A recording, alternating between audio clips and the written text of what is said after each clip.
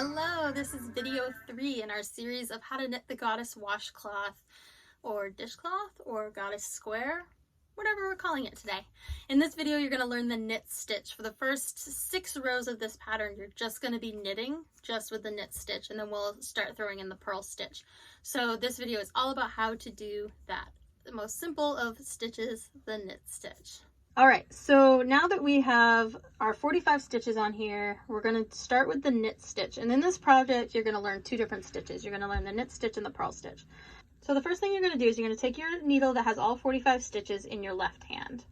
You're going to take your empty needle in your right hand. You're going to identify the first stitch on your needle. Make sure it's not getting mixed up with any others, which can happen. And you're going to take your knitting needle, your empty knitting needle, and put it into that first stitch, like so. Then you're going to take your yarn, and there's a lot of different ways to hold your yarn. To start with, I'm just going to do this. So you're going to take your yarn and you're going to wrap it from the bottom underside of that needle. So let me show you it from here. Under that needle and around and between the 2 needles. Okay.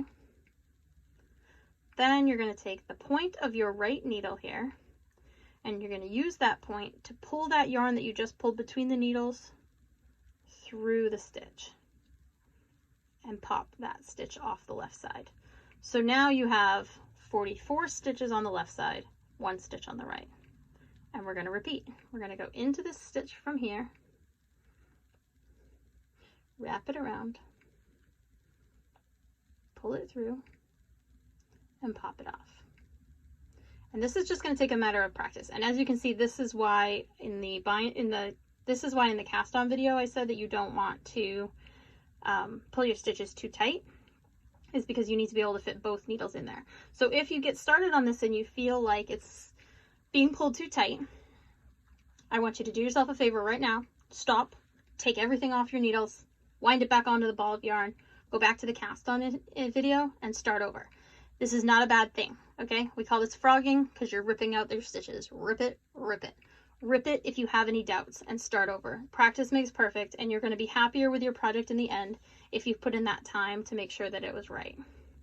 So I'm just going to do a few stitches here, and I'll play some music. It's just so you can follow along as you do yours. So.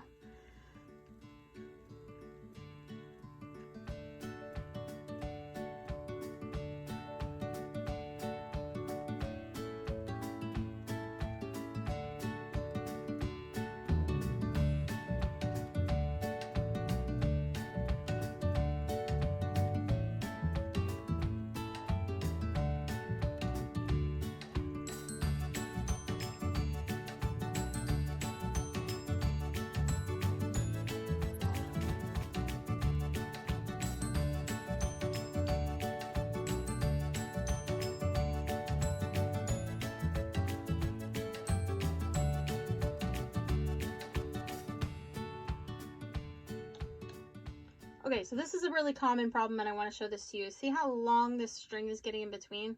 And this is super tight, and I'm having trouble getting the needle on there. I'm just going to pull it off a little bit. Pull it back a little bit. I'm going to pull these stitches right to the end so I have a little more room to work with. The backward loop bind off, that's one of the problems with it, is that sometimes you can get a little tight like that. You just want to kind of loosen it up. Keep things calm, keep your shoulders relaxed, unclench your jaw. I know your jaw is clenched right now. Unclench your jaw and keep going.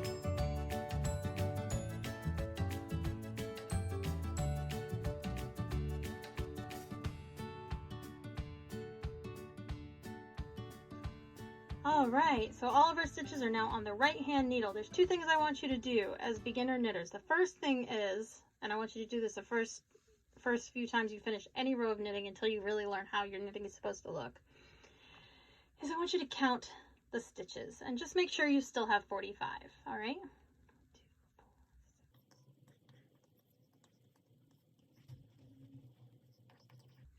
45. Congratulations if you still have 45 stitches. If you have more or less than that, again, I'm going to say just undo it. Rip it back. You'll be fine.